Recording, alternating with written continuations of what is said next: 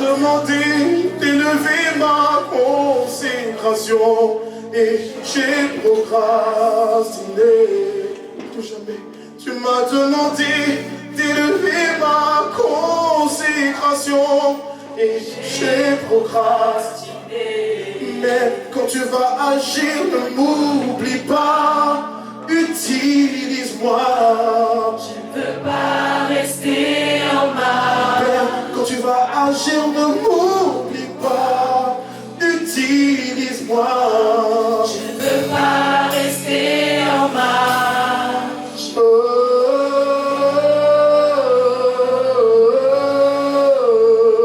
ne veux pas rester en marge.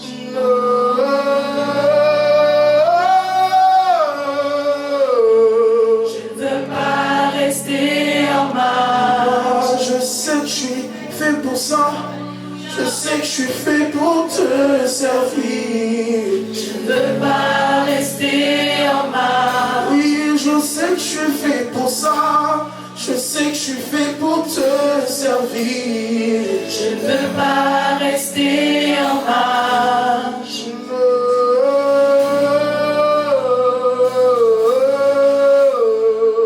ne veux pas rester en marge.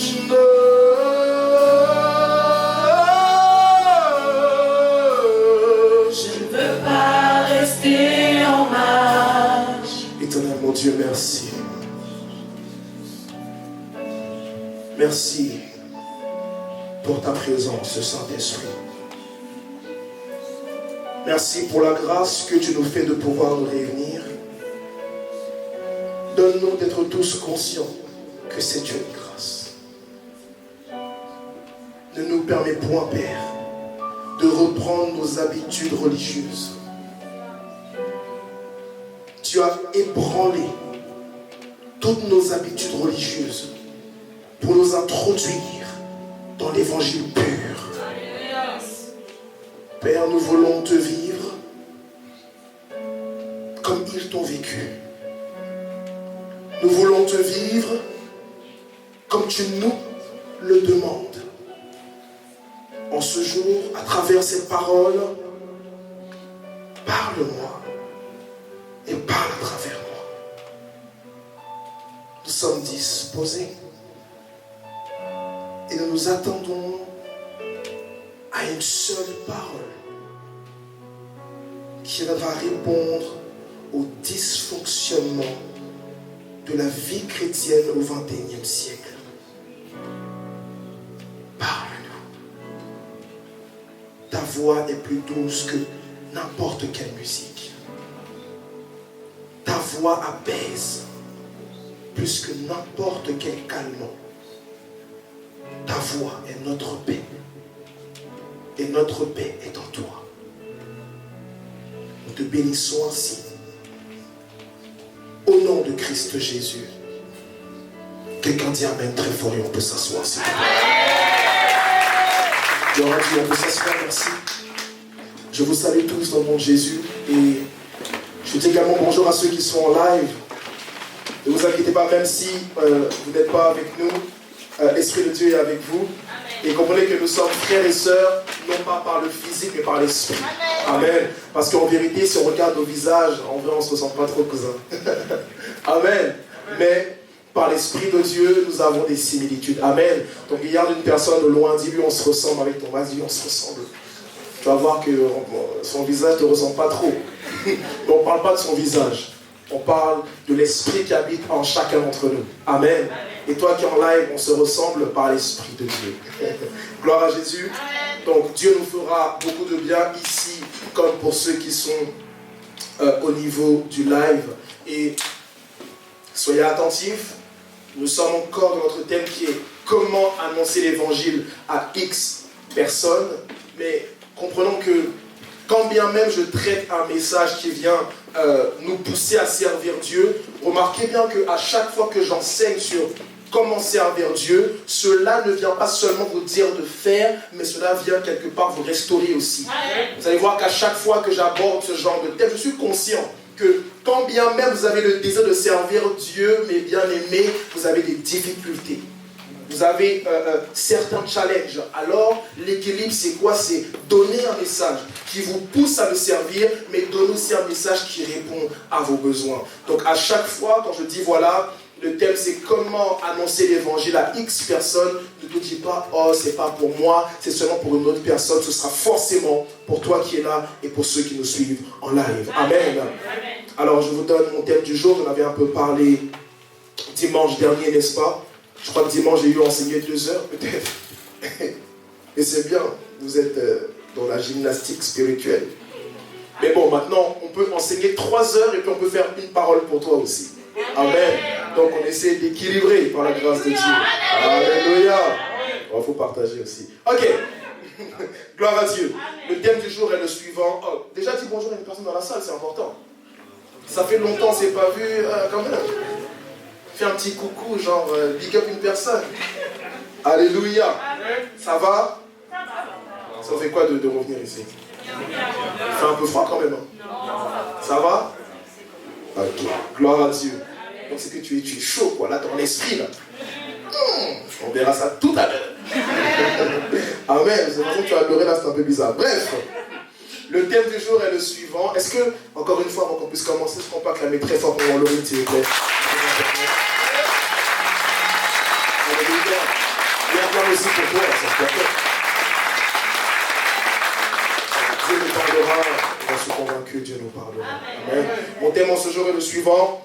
Comment annoncer l'évangile à une personne qui a rétrogradé spirituellement? Amen. Donc, comment annoncer l'évangile à une personne qui a rétrogradé spirituellement? Alléluia. Amen. Et nous le savons, j'avais déjà commencé à enseigner sur plusieurs sous-thèmes. Le premier thème que j'avais eu à donner dans la généralité était le suivant. L'évangélisation, c'est quoi? C'est l'affaire de tous. Et à partir de là, j'ai commencé à développer. Amen. J'ai développé sur comment, par exemple, annoncer l'évangile à une personne de confession quoi? Musulmane. Ensuite, je suis allé en eau profonde. J'ai parlé de quoi? De comment annoncer l'évangile aux membres de notre famille. Je crois que Dieu nous a bénis à travers ce thème.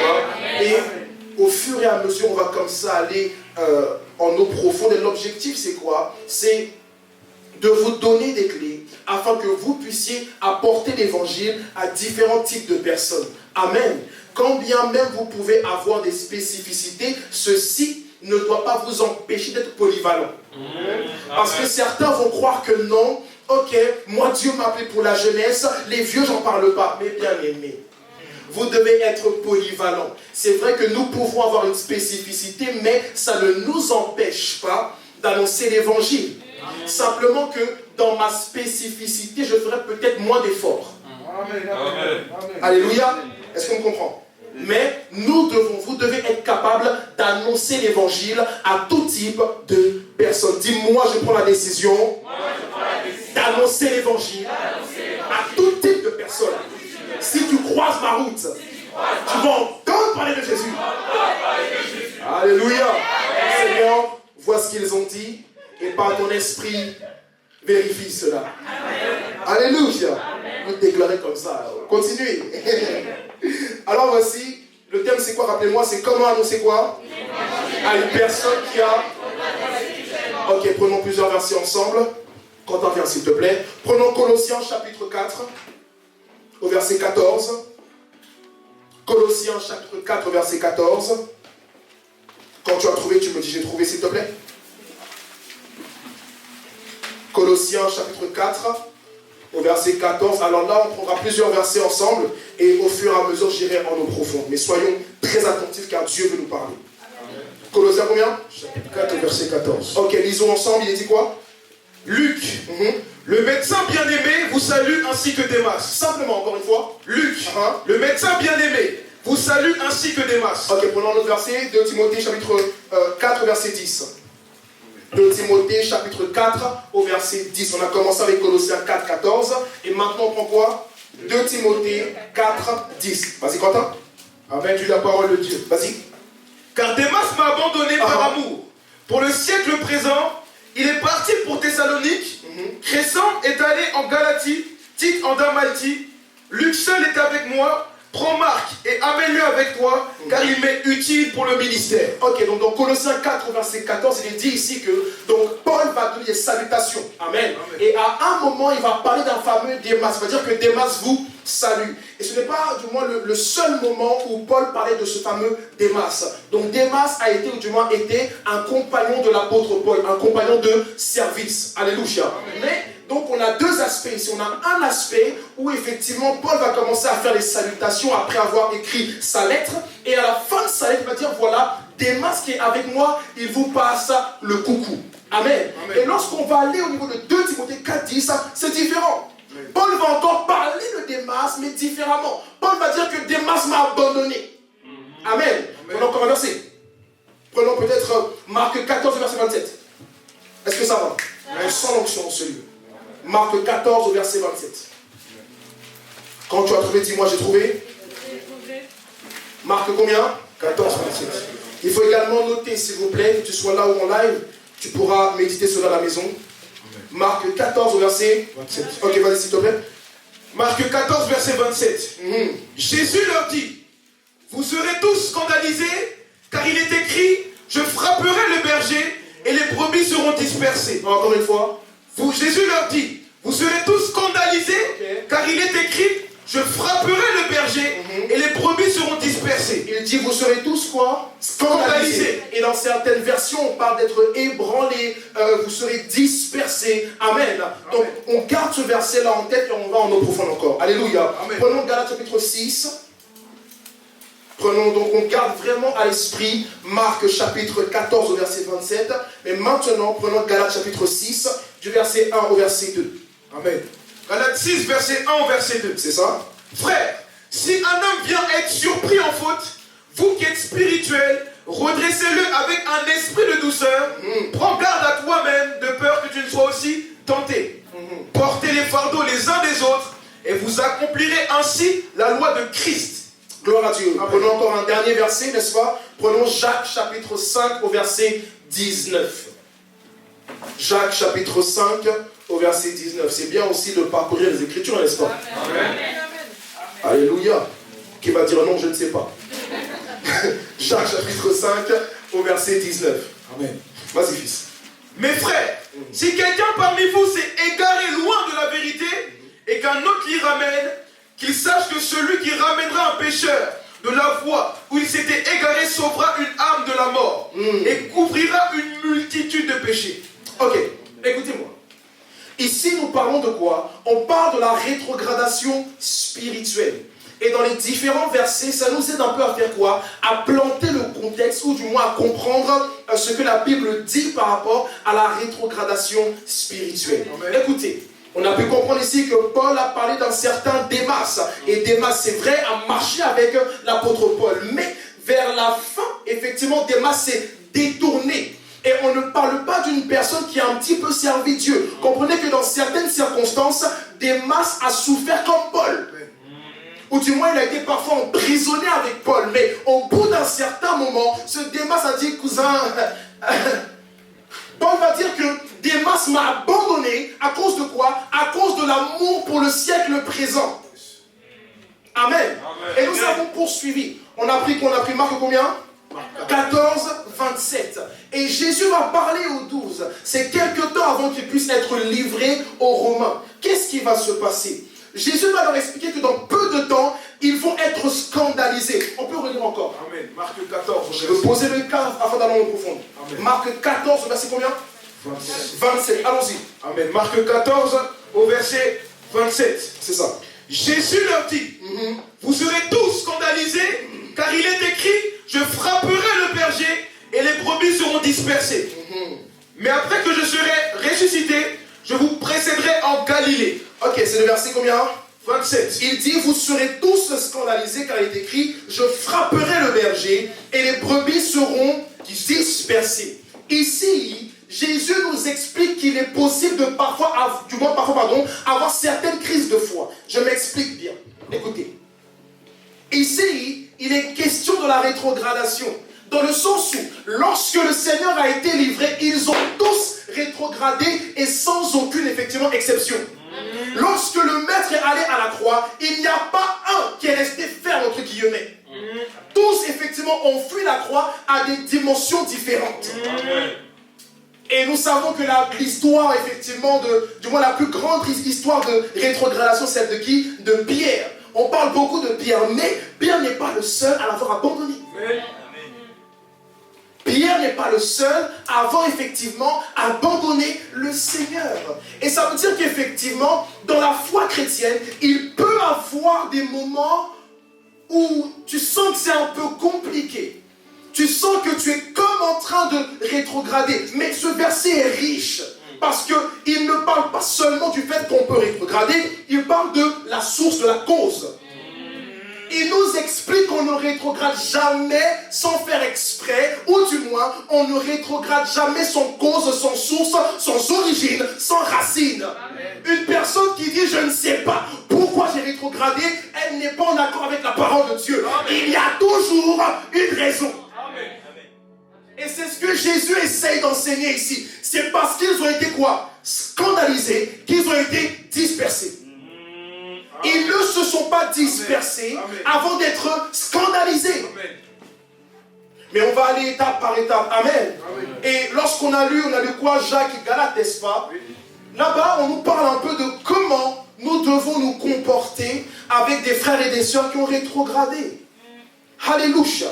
Et dans le livre de Galates, il nous est dit que lorsqu'un frère effectivement va rétrograder, il y a une attitude à adopter. On peut le lire ensemble encore?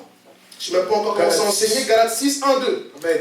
Frère, si un homme vient à être surpris en faute, vous qui êtes spirituel, redressez-le avec un esprit de douceur. Ok, il dit vous qui êtes spirituel, redressez-le, n'est-ce pas? Amen. Ça veut dire que dans l'église de Dieu, il peut arriver que certains rétrogradent, mais de la même manière que nous avons une mission pour l'extérieur, vous avez aussi une mission pour l'intérieur. Amen. Parce que beaucoup ont l'impression que non, parce qu'ils sont chrétiens, ils sont seulement sauvés pour sauver. Écoutez-moi, vous êtes aussi sauvés pour restaurer. Amen. Dans le sens où quand on parle de sauver pour sauver, certains pensent que non, toute leur vie chrétienne c'est être focalisé sur l'extérieur, sur le dehors. Alors qu'il y a certains frères et sœurs avec nous qui ne sont même pas convertis, ou encore pire, qui quelque part ont rétrogradé. Et c'est pourquoi Dieu m'a dit, il y a deux types de rétrogradation. Celle qui est interne, celle qui est externe. Amen. Celle qui est interne, vous êtes avec nous, mais vous avez perdu quelque chose spirituellement. Et c'est pourquoi il dit quoi?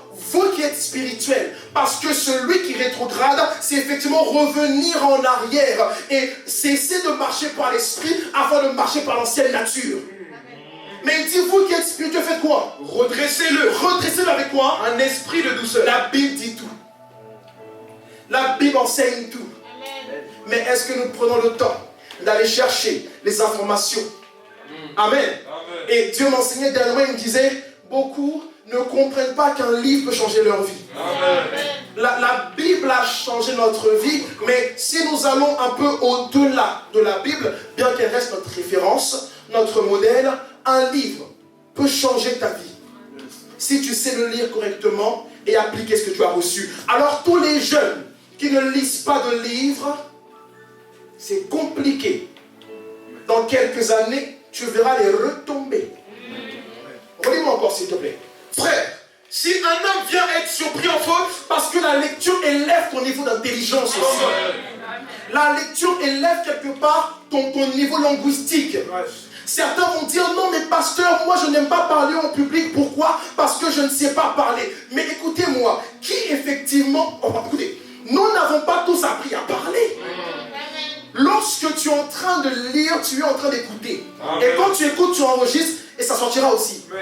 Celui qui est en train de lire va élever son niveau de linguistique, de phrasé, comment tu t'exprimes.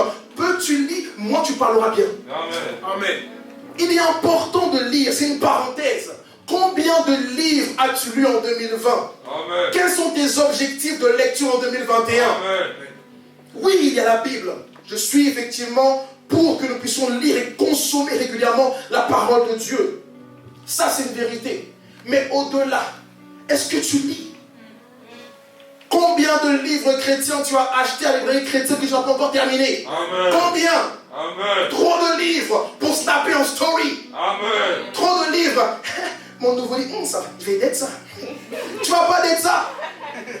Ça va rester là des heures et des jours, des semaines, des mois. Mais tout Instagram avait l'impression qu'effectivement, tu as acheté Béni In, bonjour Saint-Esprit. Tu ne pries même pas. Amen. Vous devez lire. Je vous dis, il y a des années que vous allez prendre simplement en lisant 5 chapitres. Alléluia. Est-ce qu'un jeune m'entend? Vous devez lire, nous devons lire. Celui qui ne lit pas est en train de traumatiser son avenir. Amen. Je vous dis la vérité. C'était à l'ancien, on dit, oh tu lis, oh t'es un bolos, frère. Je suis un bolos. Il n'y a pas de souci. Oui, je suis un bolos. Vous vous souvenez avant au lycée, collège et tout, le roman de français. Tu voulais taper la dame. Tu faisais le roman de français et elle disait, faites le devoir maison pour rédiger comment t'entends. Nous on avait lu l'histoire de Benjamin Button. Qui a lu ça? Ah, j'ai trop aimé ce livre. Moi, j'étais un grand lecteur. Je suis encore. Mais, des fois, il y avait des gars à la cité riche. Nous, on va lire des livres. Bref, Amen. Galates 6, 1 et 2. Frère, si un homme vient être surpris en On va faute, commencer à enseigner.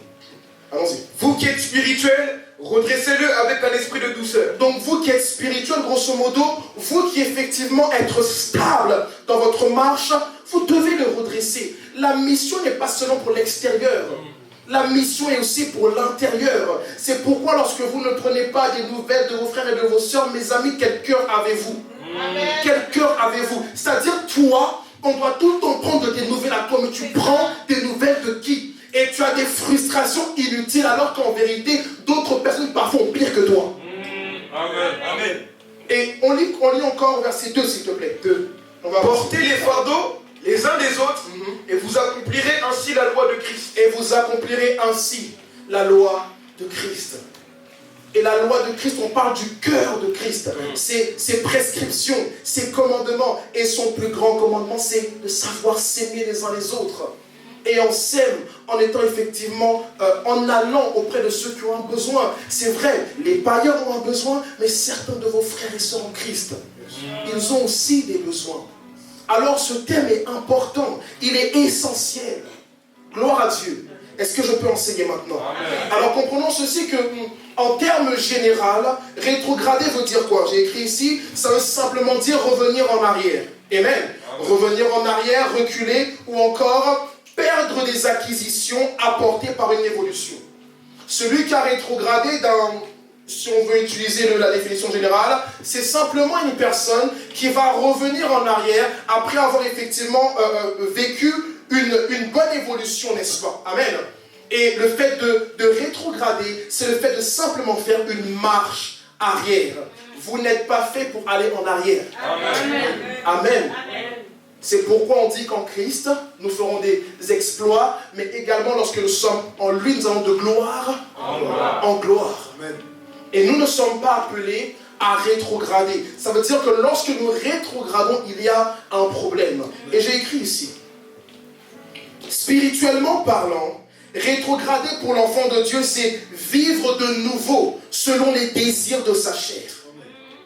C'est vivre de nouveau selon son ancienne nature. Et j'ai écrit ici que c'est vivre encore une fois selon le siècle présent. Et avant de pouvoir enseigner, j'ai écrit ici qu'il y a différents types de rétrogradation. Et j'ai eu à vous le dire. Quand je parle des différents types, il y en a plusieurs, mais je parle seulement de deux. Il y a la rétrogradation interne. Ce sont des personnes qui continuent d'aller à l'église. Ils servent dans un département. Ils sont même parfois responsables de département. Mais ils ont rétrogradé spirituellement. Et je vous dis, parfois il est difficile de percevoir qu'une personne a rétrogradé lorsqu'elle est dans l'interne. Parce que lorsque nous sommes ainsi, tout le monde paraît si spirituel. Amen. Tout le monde effectivement donne l'impression de prier 1 heure, 2 heures, 3 heures ou même 4 heures par jour. Donc il est parfois difficile de discerner qui a rétrogradé. Et souvent, lorsque nous avons une personne qui... Oh, je sens la présence. Lorsque nous avons une personne qui a rétrogradé de manière interne, bien souvent elle ne dit pas. Amen. Oh, je garde pour moi. Et lorsque tu agis ainsi, c'est comme si effectivement, tu t'es quoi on dirait, tu t'es tiré une balle dans le pied et tu te dis non, au fur et à mesure, ça va guérir. Amen. Vérité. Comme si tu avais un pouvoir de régénération. Excuse-nous, Terminator.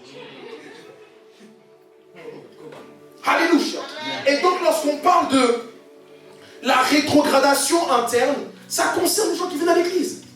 Ils sont avec nous, ils font les programmes et tout, mais spirituellement, ils savent que ça ne va pas du tout. Mais il y a aussi, je parle par l'esprit, la rétrogradation externe. C'est quoi? C'est des personnes qui ont pris la décision de ne plus du tout être liées à une vie ecclésiastique, entre guillemets. Simplement, ils décident de ne plus venir à l'église. Et ils ont toujours de bonnes excuses. Non, c'est parce que ceci, parce que cela, alors qu'en vérité, la véritable source, c'est la rétrogradation. Le rétrograde a beaucoup de pensées qui l'influencent. Et bien souvent, le rétrograde ne sait plus savoir, ou du moins discerner, quelle est la pensée qui est de Dieu, du diable, de sa chair. Amen. Et lorsqu'il est externe, il ne participe plus à rien. La vie locale ne l'intéresse plus. Et souvent, lorsqu'une personne a rétrogradé de manière externe, elles se sont au-dessus de la localité. Amen. C'est vrai. C'est soit, écoutez-moi, soit elle va se sentir au-dessus de la localité ou alors en dessous. Dans le sens où je ne me sens pas assez digne pour aller à l'église. Amen. Alléluia. Et j'aimerais vous donner peut-être quelques caractéristiques d'une personne qui a rétrogradé spirituellement et ensuite vous donner la profondeur du message. Amen. Amen. Alors première ou du moins, bon, je n'ai pas énuméré mais il y en a plusieurs. Amen. Donc voici les caractéristiques d'une personne qui a rétrogradé spirituellement. Je peux les donner? Oui. Elle n'a plus de culte personnel ou elle perçoit maintenant le culte personnel comme un fardeau, un poids et pour d'autres une option. En gros, pour elle, il n'est pas tout le temps nécessaire de prier. Il n'est pas tout le temps nécessaire d'avoir une relation avec Dieu. Amen. Amen. Autre caractéristique, elle raisonne avec la parole de Dieu pour justifier ses péchés ou encore pour justifier son désir de vivre selon le monde. C'est-à-dire, il y a une dimension quelque part, la personne va commencer à raisonner, mais de toute façon, elle comprend. Et puis voilà, si vraiment il ne veut pas qu'on le fasse, pourquoi il ne m'empêche pas de le faire? Amen. C'est-à-dire la personne ne raisonne plus afin de se dire comment faire pour atteindre la perfection en Christ. Mais la personne va raisonner afin de justifier son péché, afin de justifier ses fautes. Mes amis, le raisonnement qui vous emmène à justifier vos fautes est démoniaque, il est charnel. Peu importe le nombre de fois où Dieu ne m'a pas frappé quand j'ai péché, Dieu ne cautionne pas mon péché. Lorsqu'il ne me frappe pas, c'est parce qu'il m'aime. Mais son amour ne cautionne pas mon péché. Mes amis, lorsque je sors du péché, c'est à cause du fait qu'il m'a aimé. Mais c'est pas sur base de... Non, je commence à raisonner, je pense que quoi? Qu'est-ce que la parole de Dieu dit? Alléluia. Autre chose. Les différents désirs de la chair sont très manifestes chez la personne.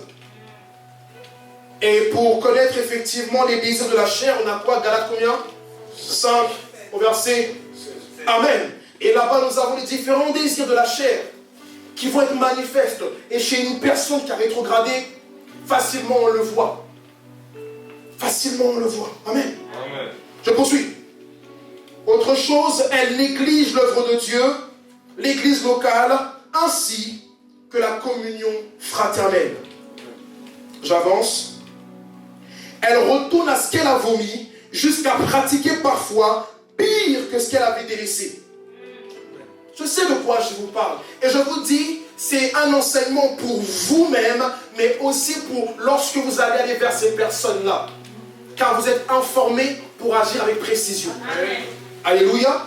Je peux avancer? Amen. Elle est hostile, pleine d'orgueil, médisante et juge constamment les choses ou les gens spirituels. Amen. Est-ce qu'on m'entend? Amen. Une personne qui est proche de Dieu ne peut pas prendre son plaisir à ce qu'on parle régulièrement du mal des autres, même qu'ils ont mal fait. Amen. Dans le sens où je peux ne pas cautionner les agissements d'un frère ou d'une sœur, mais ce n'est pas parce que je ne cautionne pas que je dois critiquer en permanence ce qu'il fait. Amen. Parce que ce n'est pas en critiquant que les choses changent. Amen. C'est pourquoi effectivement il y a un autre adage qui dit que pleurer ne change rien. Amen. Alléluia. Oui, tu peux pleurer des fois, mais moi je vais te dire aux bien-aimés, c'est bien de pleurer, ça fait du bien des fois, mais après avoir pleuré, qu'est-ce qui a changé? Amen. Amen.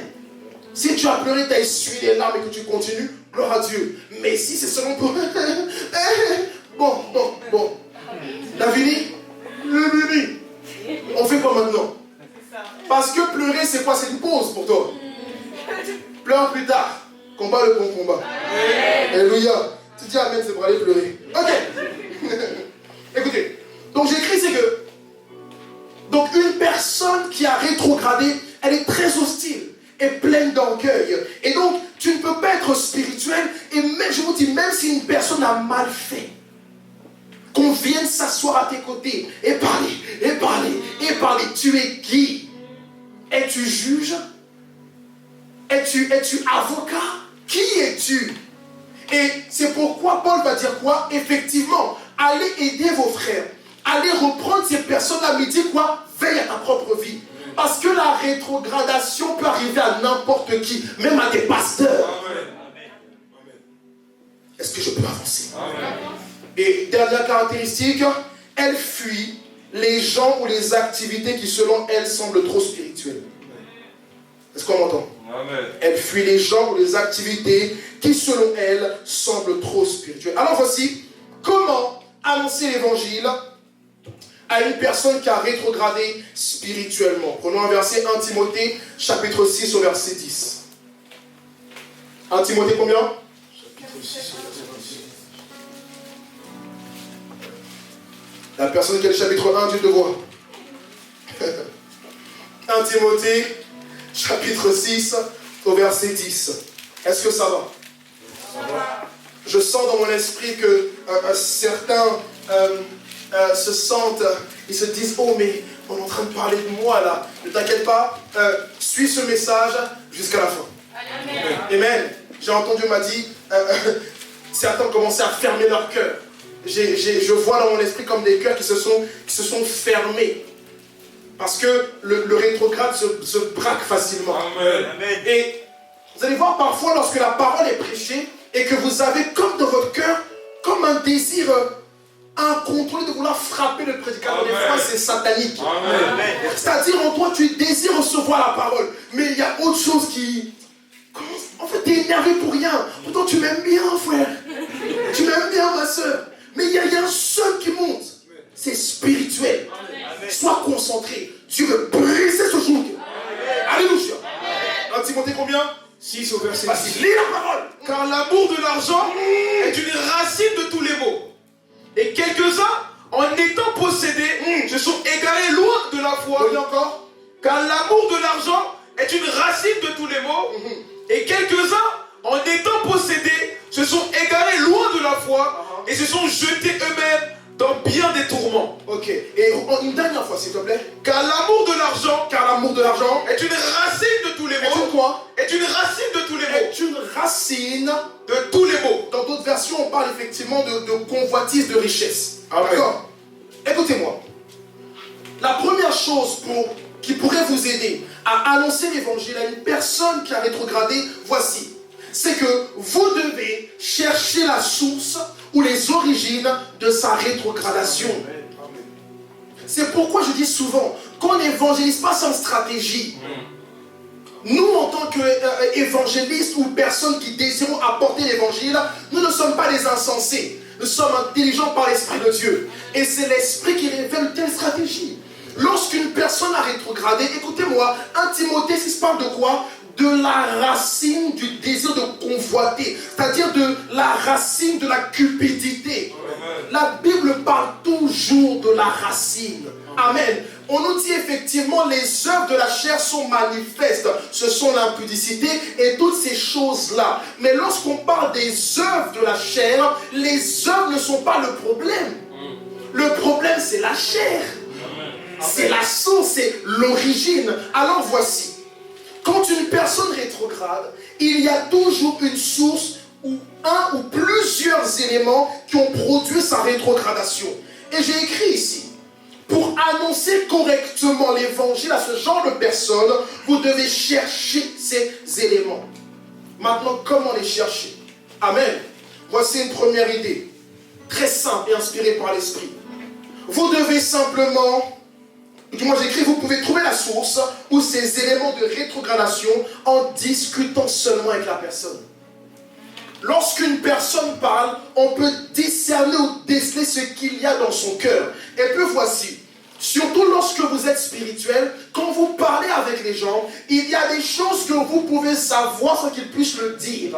Mais attendez, je mets de côté l'aspect surnaturel, mais de manière physique, le fait d'échanger avec une personne peut vous permettre de comprendre qu'est-ce qui se passe dans sa vie.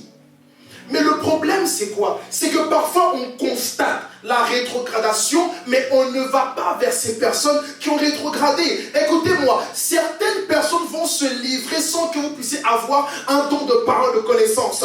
Il y a des personnes qui ont seulement besoin qu'on leur demande comment ça va, pour tout dire.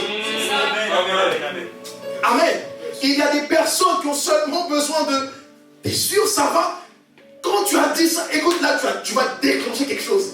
Non, ça va pas, mon père. Amen. Juste, t'es sûr. Et puis des fois, ton t'es sûr, tu ne veux pas vraiment savoir. Tu voulais surfer. T'es sûr? Ah ok, sois bien dit. Elle va te donner ce qui ne va pas. Donc simplement de manière physique, le fait de parler, de s'intéresser à la personne, elle va commencer à se livrer. Et quand elle va commencer à parler, toi qui es spirituel, toi qui es enseigné, tu vas discerner, ah ça c'est un élément, ça c'est une source, voici notre origine. Alléluia. Mais de manière surnaturelle, comprenez que vous en tant qu'enfant de Dieu, vous avez des dons spirituels. On en parlera bientôt. Le problème c'est quoi? C'est que nous voulons faire les choses spirituelles avec des choses intelligibles. Amen. Dans le sens où, quand vous sentez que vous êtes limité physiquement, vous ne faites jamais appel au surnaturel. Et lorsque vous êtes conscient que vous devez parler à ce genre de personnes, mais est-ce qu'ils vont m'écouter? Est-ce qu'ils vont croire en moi?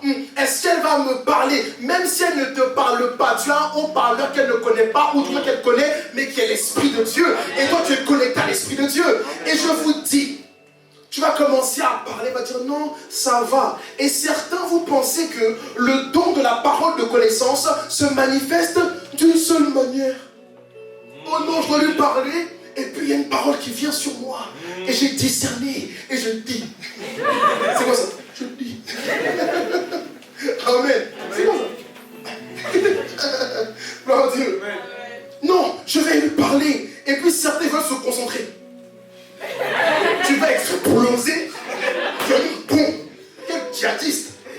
Il est là. Ma soeur, ça va? Encore nous savons, il y a des renois, tranquille. Mais tu imagines nos soeurs Léa. Mais Léa, tu te trouves rouge, ça va toi-même. Ça bénit ma vie. Mais comprenons ceci.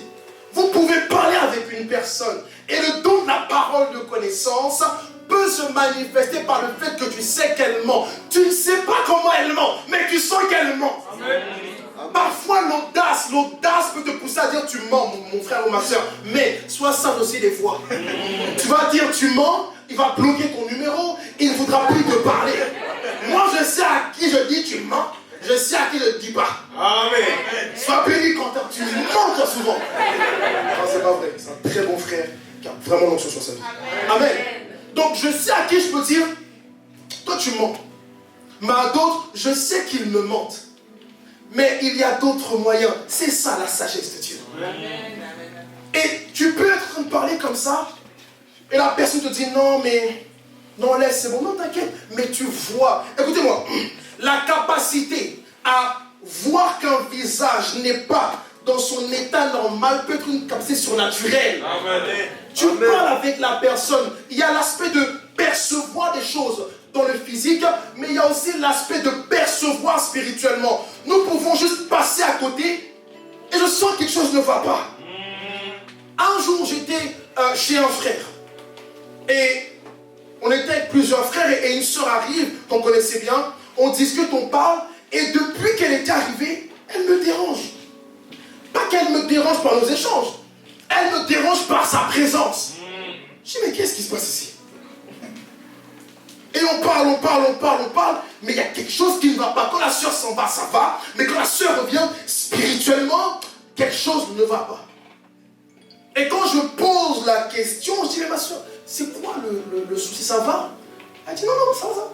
Je dis, mais t'es sûr, ça va? On a fini par une délivrance. Vous avez des dons spirituels. Dis, j'ai un don spirituel. En plus fort, dis, j'ai un don spirituel. Et utilise-le.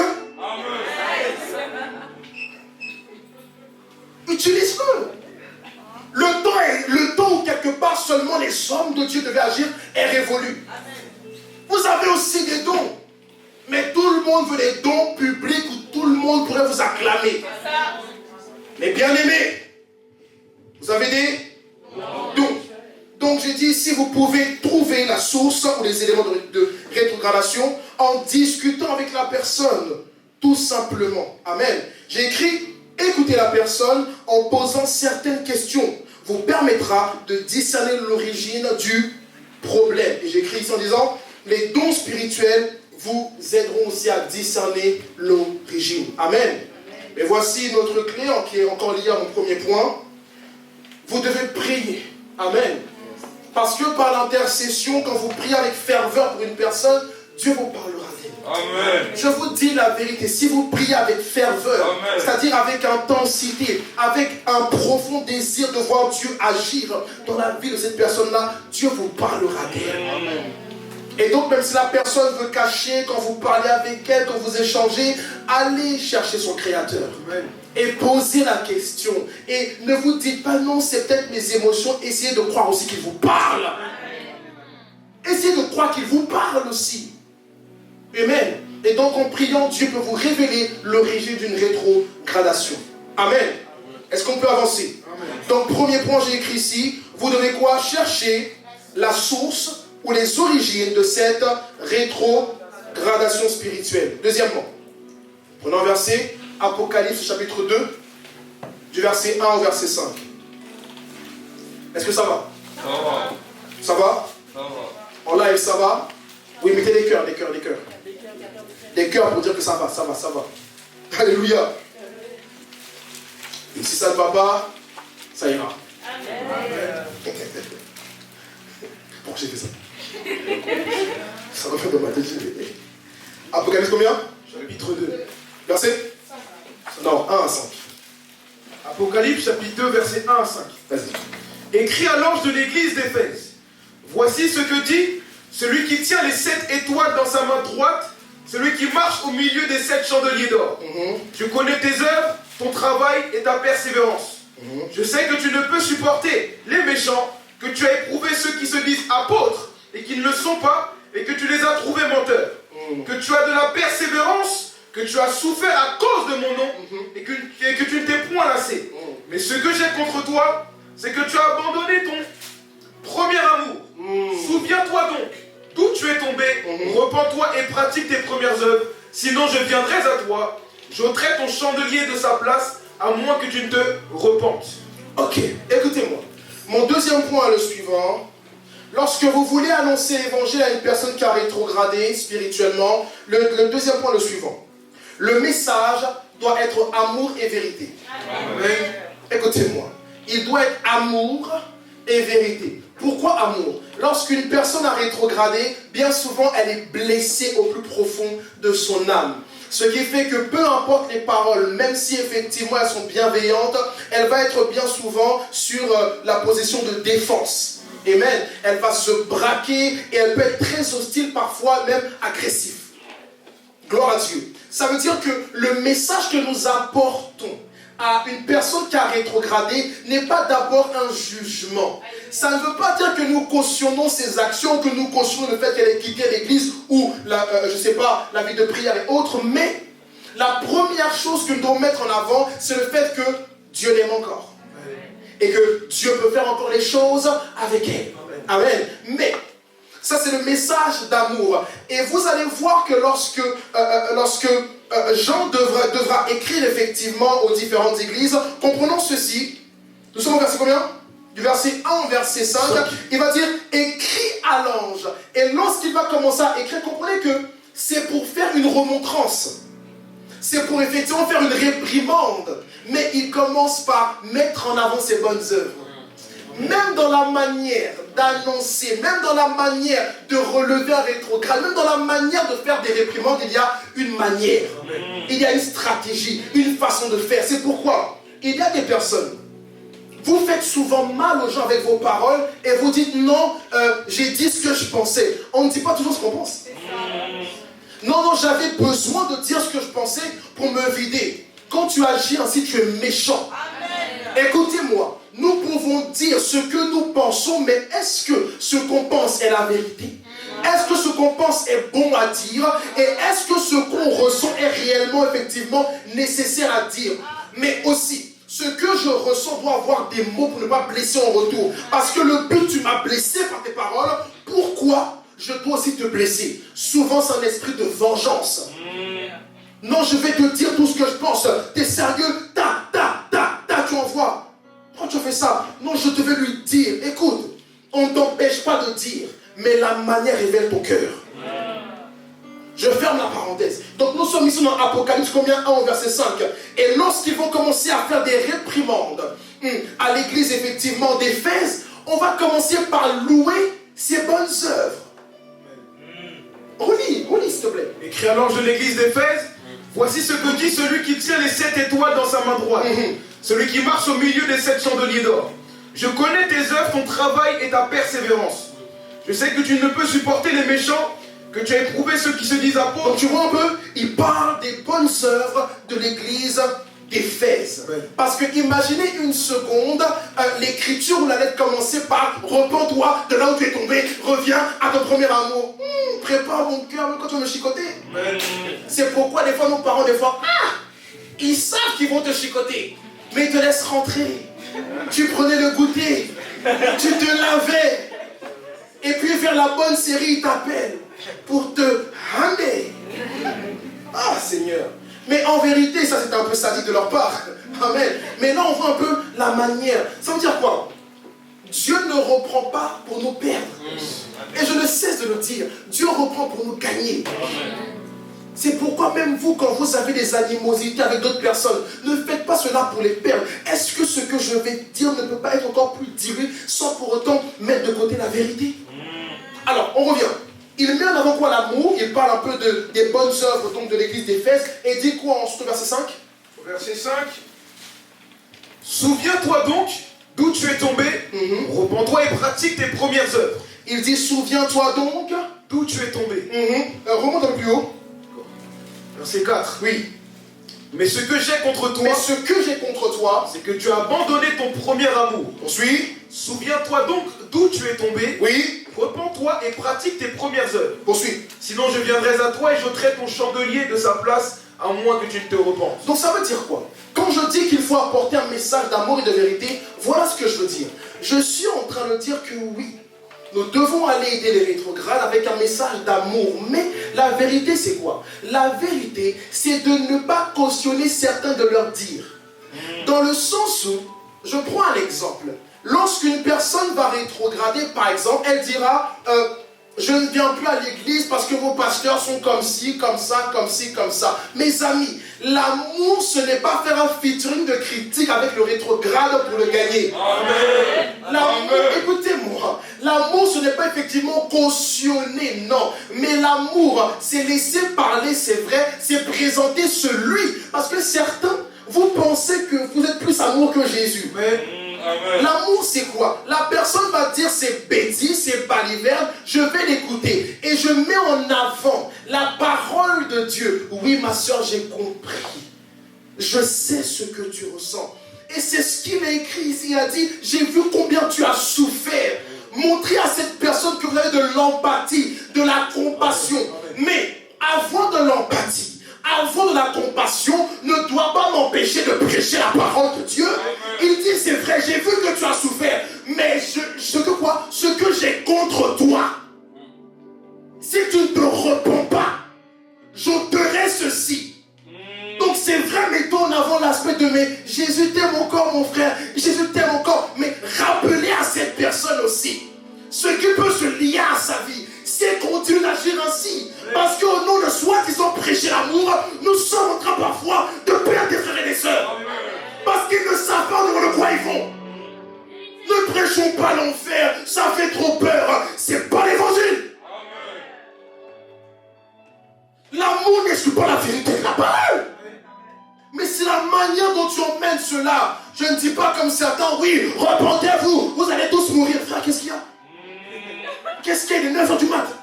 9h du mat, frère. Qu'est-ce qu'il y a? Il y a une manière. La manière fera toujours la différence.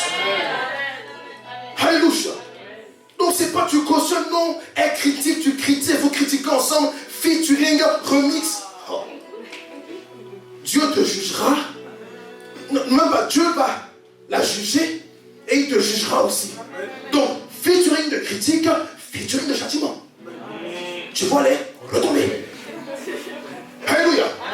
J'ai mis l'objectif est d'annoncer une bonne nouvelle à ces malheureux et guérir leur cœur, mais nous ne devons pas tout cautionner pour soi-disant guérir des cœurs.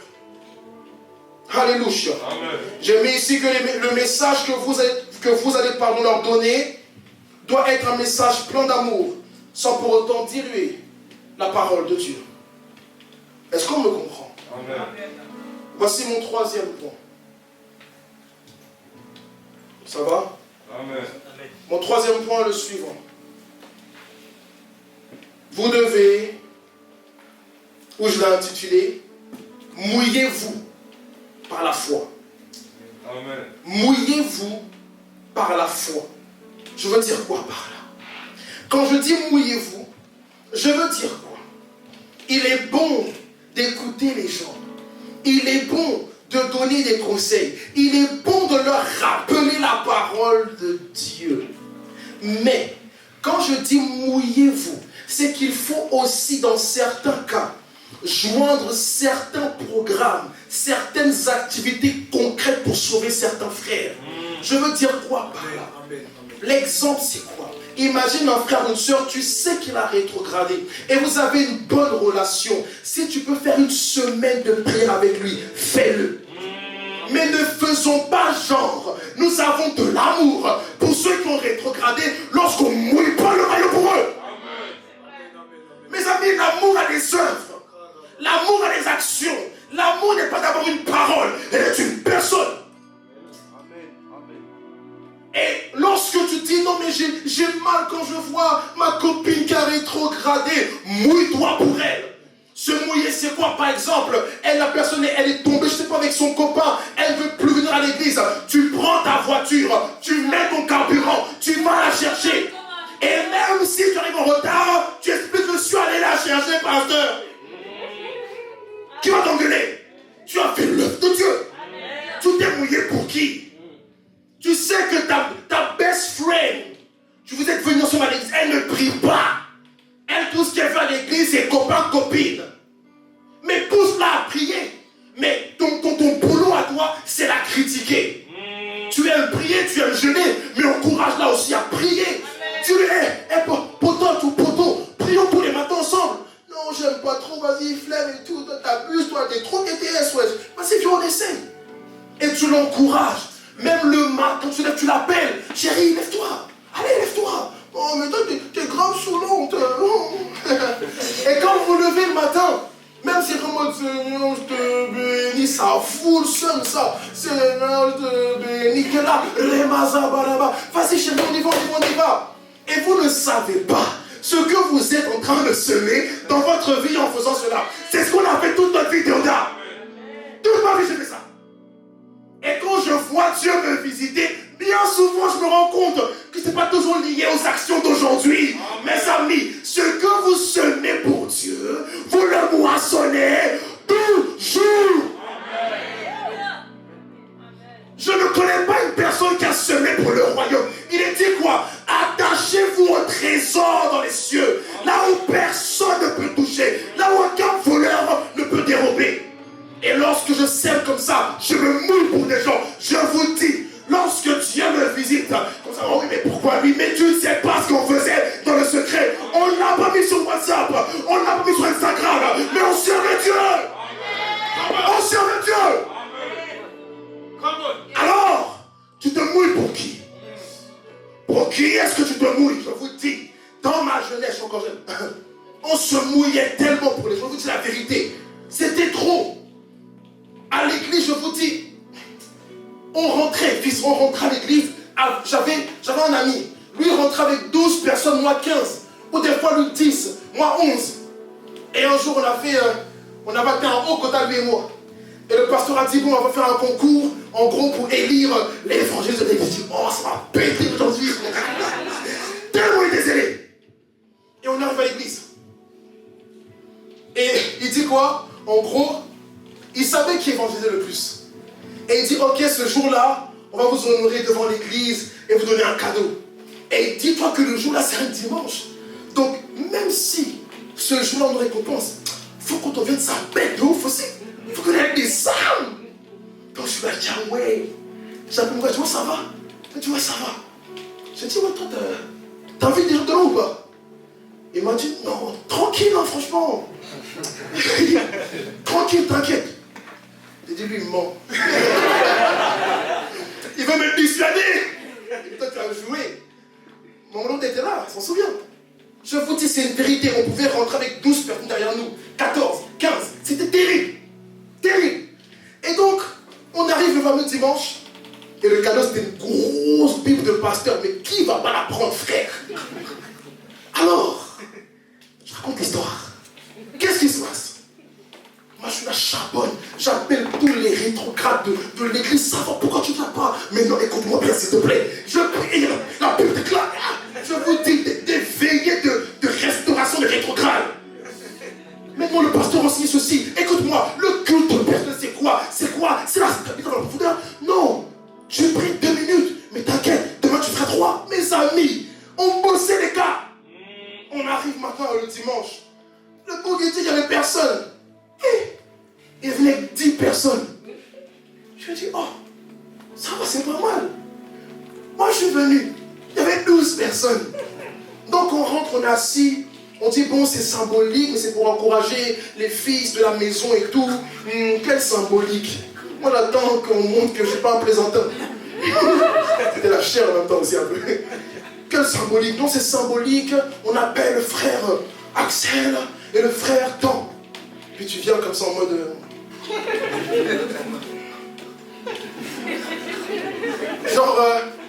genre t'es humble. Dans mon cœur, ça pète là. Les out. Quel est bon Soto? Je dis, ok, on va remettre le cadeau à l'évangéliste de l'église, vraiment, qui a fait ses preuves. Je suis là, je dis, tiens.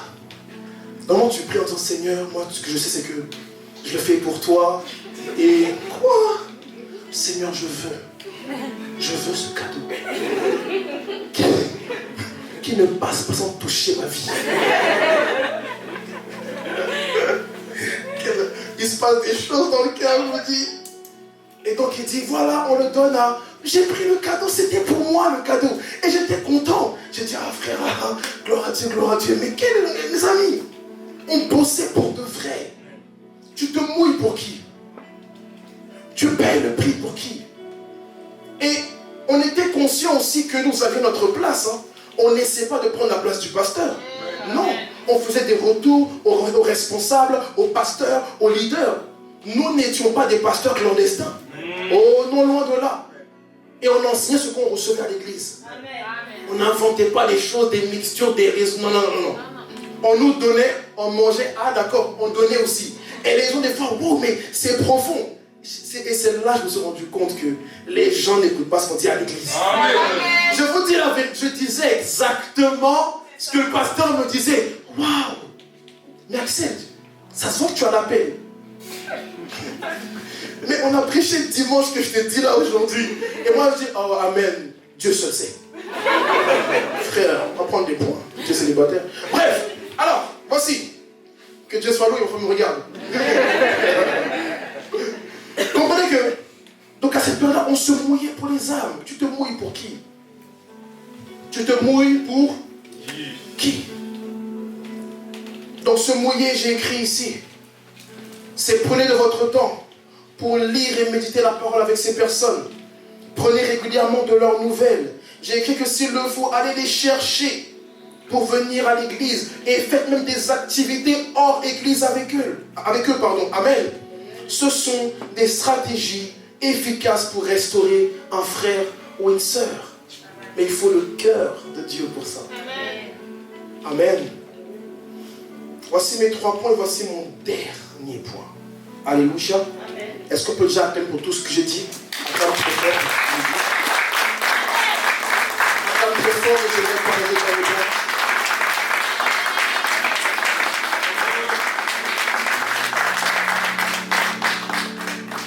Sois attentif. Mon dernier point est le suivant.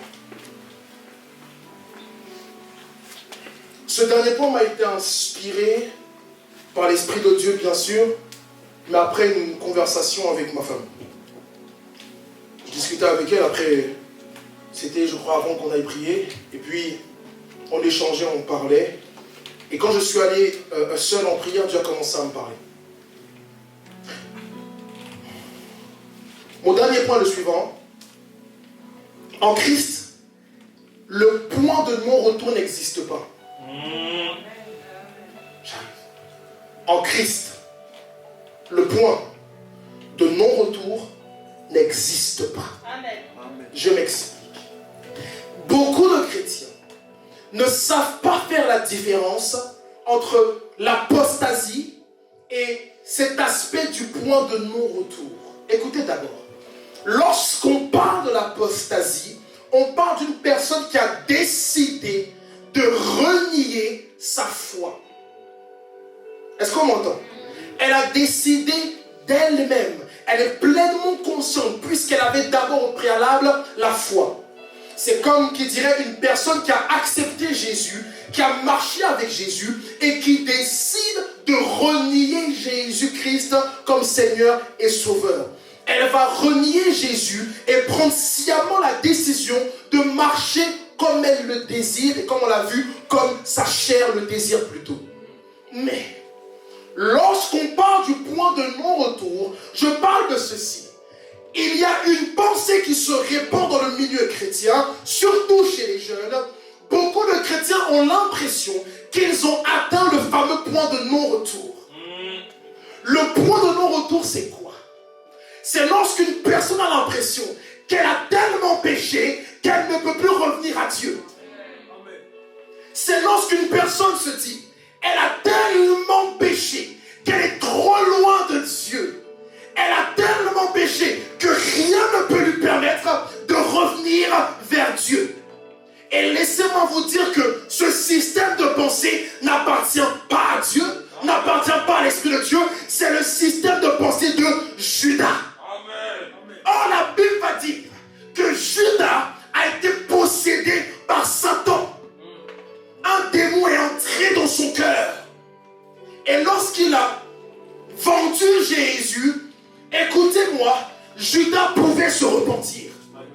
Judas pouvait revenir au pied de Jésus, mais Judas est allé se prosterner devant les hommes. La repentance, c'est effectivement revenir vers Dieu.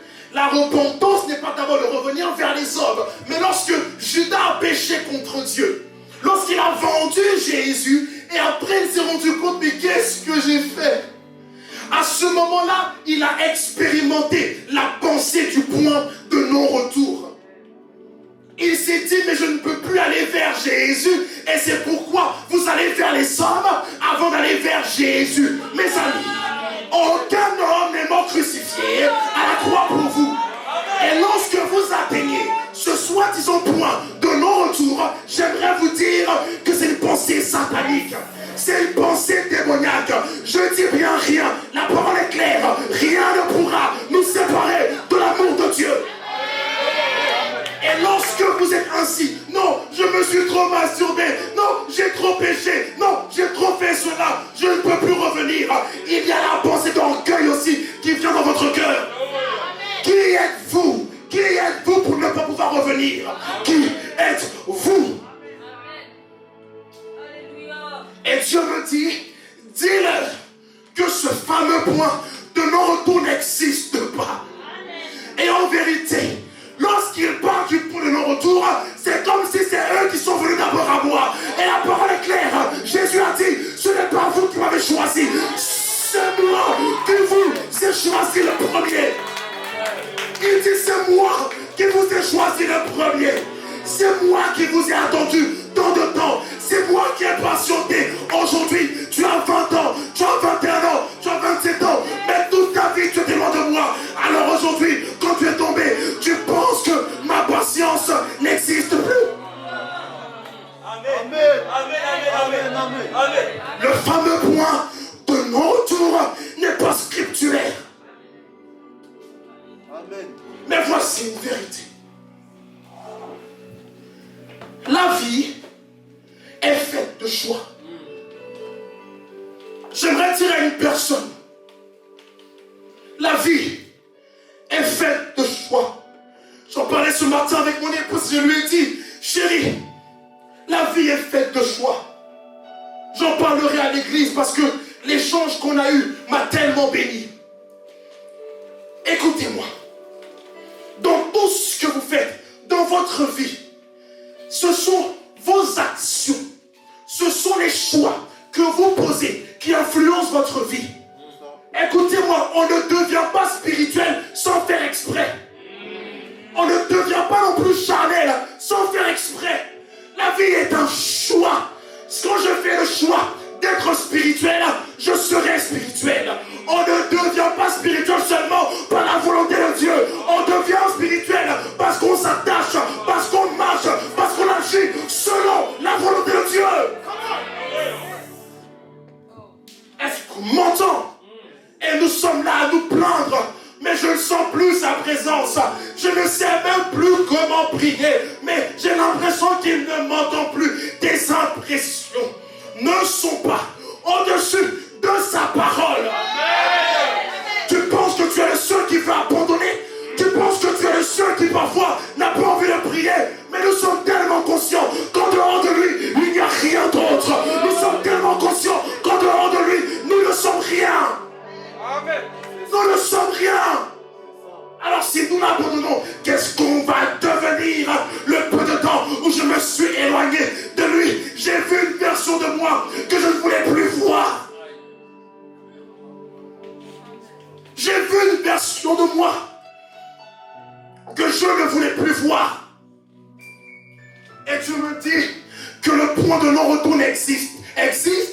Tu me dis que quelque part dans mon esprit, il ne m'aime plus. Tu me dis que dans mon esprit, ce Dieu-là qui m'a aimé hier, jusqu'à livrer son Fils unique, ne m'aimerait plus.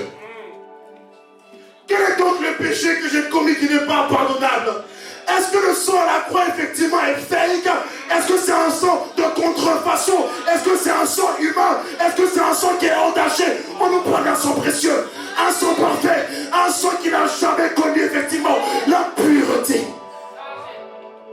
Est-ce qu'on m'entend? Le point de non-retour n'existe pas. Et quand je parle que c'est un choix, écoutez-moi. Et je disais ce matin, nous avons deux personnes. Une personne qui a pris son temps pour économiser son argent. Ils ont reçu le même montant. 1200 €. On va dire quoi, le SMIC, n'est-ce pas? Les deux ont reçu le même montant. Mais les deux ont fait le choix de gérer différemment. Beaucoup de vos complexes ne sont pas liés aux autres, mais c'est lié à ce que vous faites de votre vie. Donc ils ont reçu tous les deux 1200 €. Et qu'est-ce qui se passe? Au lieu d'économiser, l'un s'est mis à dilapider. Et durant cette période-là, il vivait la malade. Il vivait une bête de vie, cousin, selon lui. Mais l'autre a pensé avenir. Il a pensé futur. Il a pensé sagesse et sécurité. Alors qu'est-ce qu'il fit? Il a économisé. Et au bout d'un moment, celui qui a dilapidé l'argent se dit, mais j'ai plus d'argent. Pourquoi ça m'arrive? Pourquoi c'est toujours moi? Pourquoi lui il a tout? Pourquoi lui il a tout ce qu'il veut alors qu'il touche le même salaire? Mais c'est le choix qui a fait la différence. D'autres personnes encore, c'est notre génération. Nous sommes là, mais t'as vu mon ventre? Waouh, elle est trop belle celle-ci. C'est vrai, il y a du fake. Mais d'autres personnes refusent de manger ce que toi tu manges. Amen. Est-ce qu'on m'entend? D'autres personnes décident des choses que toi tu remets à demain. Alors, le problème ce n'est pas eux. Le problème c'est ton choix. Le problème ce n'est pas Dieu. Le problème ce n'est pas ton copain ou ta copine. C'est ton choix. Le problème ce n'est pas ton mari. Le problème ce n'est pas ton pasteur. C'est toi. Que veux-tu faire de ta vie? C'est pourquoi il est écrit, quiconque croit est un choix. Amen. Je décide de croire ou de ne pas croire. Alors cette notion du point de non-retour est satanique. Elle est satanique. Quiconque veut revenir à Dieu après une longue période à demeurer dans un quelconque péché, après une longue période à perdre sa vie de prière, tu peux encore revenir vers Dieu. Amen. Comment est-ce que toi tu vas aller annoncer la bonne nouvelle à des rétrogrades quand tu ne crois même pas dans ton cœur qu'il t'a pardonné pour tes péchés? Amen. Les amis, laissez-moi vous dire une dernière chose pour finir. Est-ce qu'on peut se mettre debout? Écoutez-moi. Je l'ai dit plusieurs fois. Ce qui me pousse à me dépasser pour lui, ce n'est pas tout ce qu'il fait physiquement pour moi. Ce qui me pousse à me dépasser pour lui, à le vivre plus que tout, c'est parce que je sais une chose. Jésus m'aime. Amen. Personne ne peut me blaguer par rapport à ça. Personne ne peut me mentir par rapport à ça. Écoutez-moi, je ne sais pas qu'il m'aime seulement parce que j'ai lu. Je ressens son amour. La première fois que son amour a percuté mon cœur, je vous dis, jusqu'à aujourd'hui, son amour n'a jamais quitté mon cœur. Je vous dis, parfois, j'ai eu envie de tout abandonner moi aussi. Mais je sais qu'il m'aime, non pas à cause de vous. Qui êtes-vous pour que je continue? Qui êtes-vous? Mais je sais qu'il m'aime. Et parce qu'il m'a aimé, je prends le courage de me repositionner Et comme ce père qui attendait le fils prodigue, je sais qu'il ne m'attend pas avec un fouet. Il m'attend avec les bras qui sont ouverts, qui me disent, fils, reviens encore une fois. Alors qu'il y a donc ce Jésus qui passe son temps à vous juger, qui passe son temps à vous fouetter, qui passe son temps à vous condamner. Je ne le connais pas. Amen. Je parle d'un Jésus qui a des principes, des commandements. Mais je parle d'un Jésus qui est plein d'amour. Écoute-moi là où tu es. Tu peux revenir. Que tu sois en live ou en présentiel. Le point de non-retour n'existe pas. Amen. Peu importe là où tu es tombé, tu peux te repentir aujourd'hui. Et tu peux reprendre ta vie de prière. C'est pourquoi nous prions en décembre, en disant à Dieu, viens raviver tout ce qui a été desséché en moi. Et je le sais, je le sens. Beaucoup avez l'impression que spirituellement vous n'y arrivez plus, que c'est difficile. Mais c'est parce que vous avez trop nourri votre chair. Mais il est possible de la crucifier. Il est possible de la faire jeûner à nouveau. Jésus n'a pas cessé de vous aimer.